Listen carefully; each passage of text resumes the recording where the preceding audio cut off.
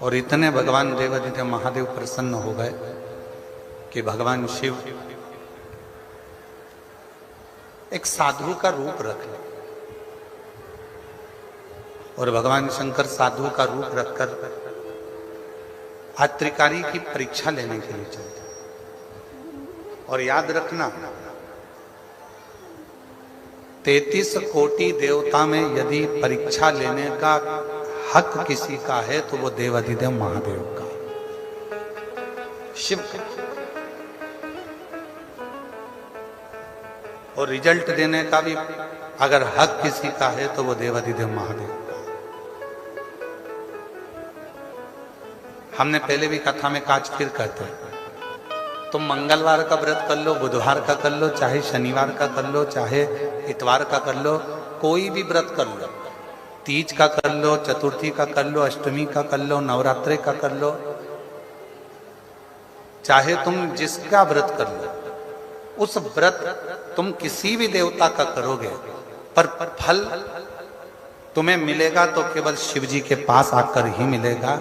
व्रत तुमने किसी भी देवता का करा है, देवता भी फल देने से पहले शंकर जी से पूछते हैं कि इसने मेरा ये व्रत धारण करा था, पृथ्वी पर रहकर इसने व्रत किया था, इस व्रत का पुण्य फल आपको देना है। तब शिव जी उस व्रत का पुण्य फल निकालकर उसको देते हैं। शंकर ये उसी तरह, चाहे तुम मौसी सास को कितनी भी चाय पिला लो, मौसी सास तुमको सोने की चेन नहीं देगी। देगी क्या?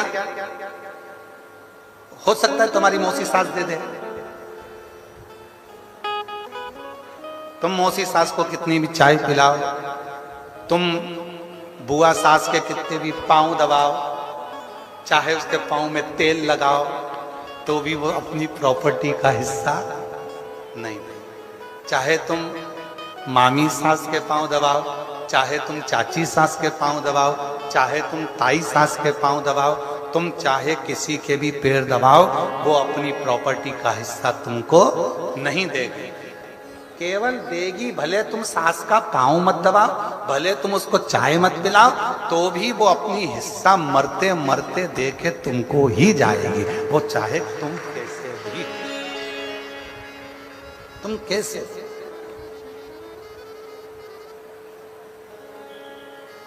हिस्सा वही देगी, हक वही देगी, उसके सिवा कोई देने वाला नहीं, कोई नहीं।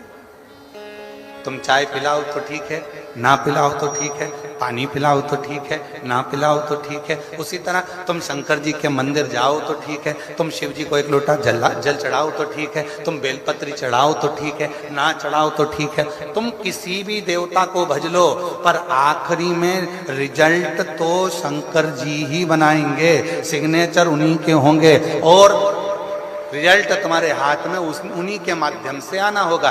क्यों? क्योंकि ब्रह्मा ब्रह्म लोक के देवता हैं और भगवान विष्णु वैकुंठ लोक के देवता हैं, इंद्र लोक के देवता हैं और मेरे देव अधिदेव महादेव इस मृत्यु लोक के देवता हैं। मृत्यु लोक का अगर कोई रिजल्ट बनाएगा, तुम्हारे स्कूल का रिजल्ट तुम्हारे प्रिंसिपल टीचर बनाते हैं। बोलो बोलो, सत्य है कि गलत है? तुम्हारे स्कूल का रिजल्ट कौन बनाएगा? तुम्हारे टीचर, क्लास टीचर तुम्हारे क्लास का रिजल्ट बनाते हैं। स्कूल का टीचर स्कूल का रिजल्ट बनाता है। उसी तरह पृथ्वी का रिजल्ट कौन बनाएगा? इस पृथ्वी पर जन्म लेने वाले जितने भी जीव हैं, जलचर हैं, थलचर हैं, वायुचर हैं, जितने भी जीव हैं, मनुष्य हैं, संसार के ये मानव, संत, साधु, सन्यासी, तपस्वी, साधक, उपासक, बैरागी, त्यागी, जितने भी संसार में जन्म लेने वाला, चाहे साधारण सा साधारण, कोई गरीबड़ा भी है, कोई अमीर भी है, कोई कैसा भी है, इन सब का रिजल्ट अगर कोई बनाएगा तो आखिरी में देवादिदेव महादेव ही बनाएंगे कि इसने कितना भजन करा, कितना पुण्य करा, कितना सत्कर्म करा, कितनी कीर्ति, कितना भजन, कितना कीर्तन, क्या करा इसने। आखिरी का रिजल्ट वही बना, कोई दूसरा नहीं।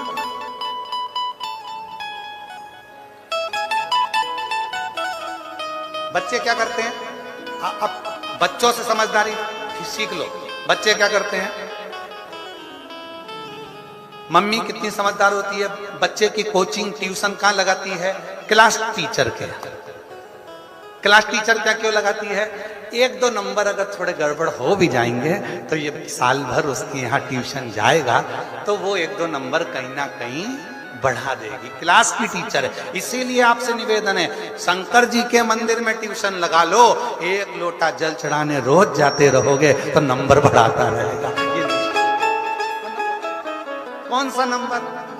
कहा दुख काटने का, तकलीफें काटने का, कष्ट काटने का, परेशानियां काटने का। जो तुम्हारे जीवन में दुख है, कष्ट है, परेशानियां हैं, जो तुम्हारे जीवन में तकलीफें हैं, उसको काटने का नंबर मेरा शिव बढ़ाता रहे, मेरा शंकर बढ़ाता रहे।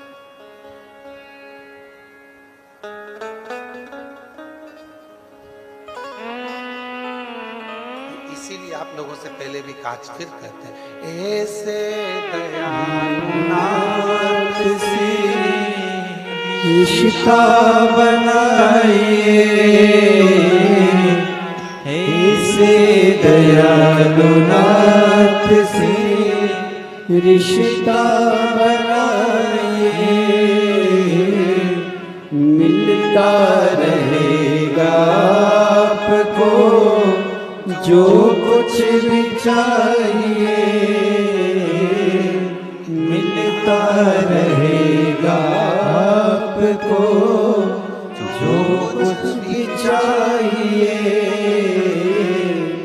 ऐसा करिश्मा होगा जो हुआ कभी नहीं, ऐसा करिश्मा होगा जो हुआ कभी नहीं। मांगा है भोलेनाथ से वरदान एक ही, मांगा है भोलेनाथ से वरदान एक ही। तेरी कृपा बनी रहे जब तक है जिंदगी, तेरी कृपा बनी रहे जब तक है जिंदगी।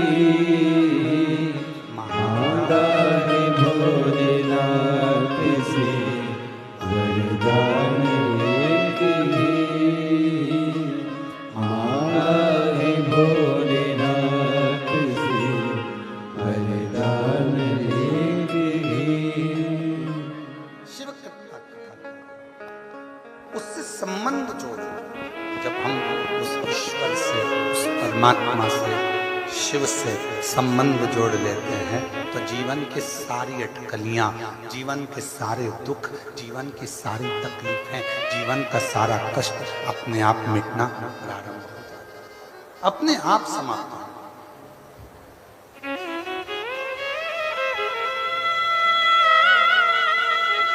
थोड़ा बहुत यदि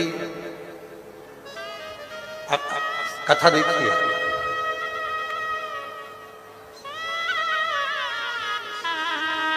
दक्ष प्रजापति की पुत्री माता सती को शादी होते से ही शिव जी कथा सुनाने लगा।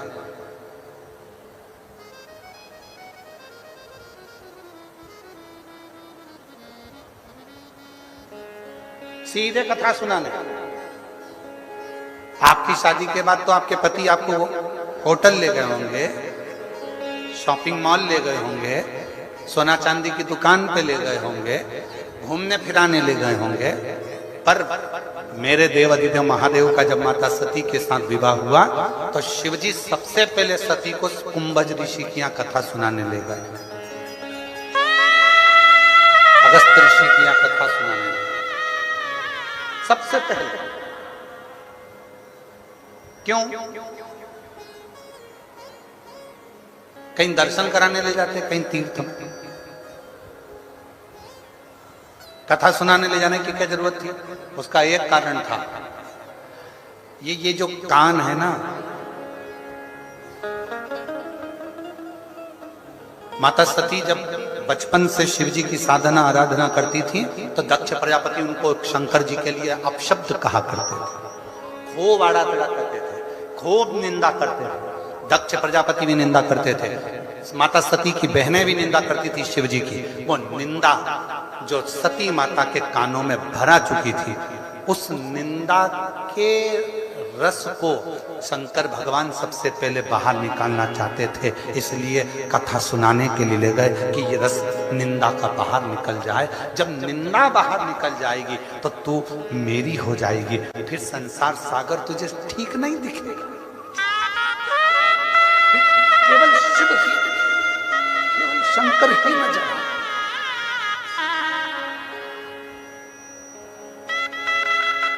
तुझे कोई दूसरा नजर नहीं आएगा, कोई दूसरा तुझे नहीं दिखेगा, दिखेगा तो केवल शिव ही दिखेगा, दिखेगा तो केवल शंकर ही दिखेगा।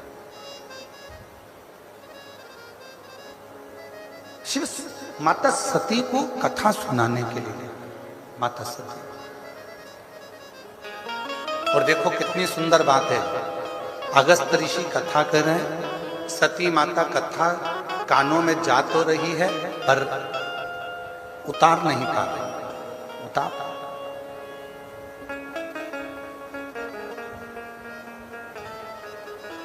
हम तो आपको धन्यवाद देते हैं, जितनी परीक्षा हमारी जिंदगी में हमने 30 साल में कथा देखी है और हर जगह कथा करने गए हैं और एक एक महीने में 3-3, 4-4 कथा होती है। जितनी परीक्षा हमने किसी कथा में नहीं देखी, उतनी परीक्षा हमने यवतमाल की इस कथा में देखी।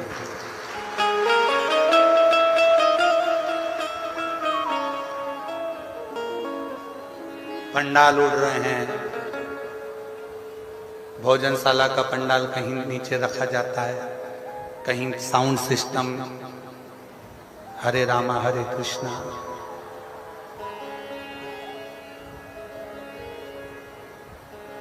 और बचा कुचा था तो 2-3 दिन से लगातार पानी, और पानी भी ऐसा कि अब यजमान जो समिति है बहिराम देव शिव पुराण सेवा समिति, इसने तो पूरी व्यवस्था करी है, पर पानी के आगे किसका जोर। ऐसा पानी गिरे, पानी भी ऐसा गिरे जैसे सावन और भादों का, गरज गरज के, बरस बरस के। अच्छा, हमको तो ऐसा लग रहा था कि भगवान भी साउंड की टेस्टिंग कर रहे हैं, हमारा साउंड वाला तो गड़बड़ हो गए, तो भगवान सोचे कि मैं मेरा साउंड देखूं कहीं मेरा तो गड़बड़ नहीं हो गया, तो वो भी टेस्टिंग कर रहे थे। बिजली चमका चमका के, बिजली चमका के देखा, टार्च मार मार के, कोई गई कि नहीं गई घर। फिर देखा इंद्रदेव ने कि वो तो पंडाल में अभी भी बैठी है, तो एक बार फिर घर जाओ, फिर देखो बिजली चमका के, गई नहीं गई।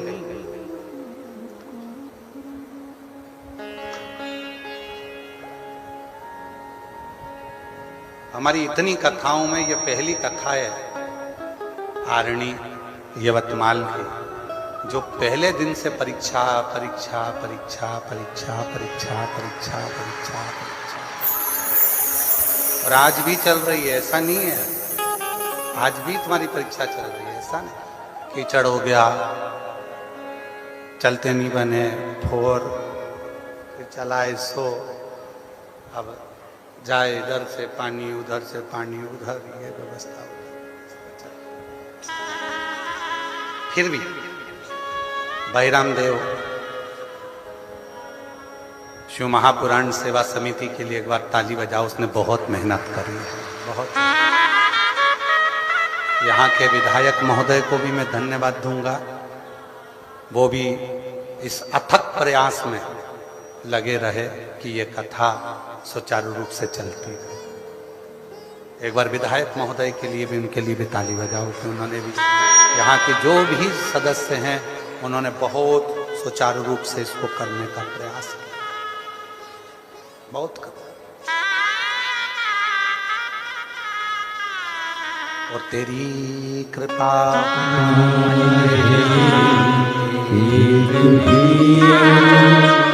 लेते हैं श्वास, तेरी कृपा से तनु तनु।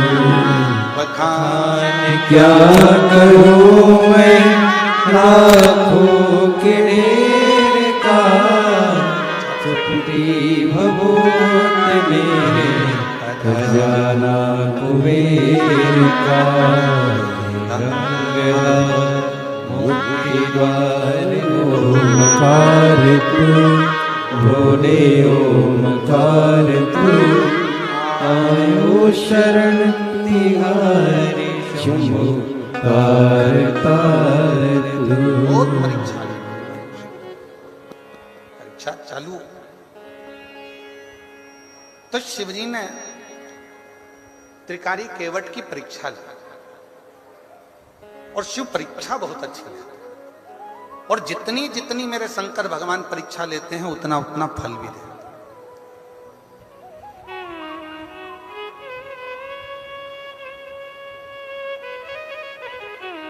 फिर स्मरण करिए, ऐसे दयालु नाथ से रिश्ता बनाइए, अपनी ट्यूशन ऐसी जगह लगाइए जहां प्रैक्टिकल में नंबर कम हो तो तुरंत बढ़ जाए।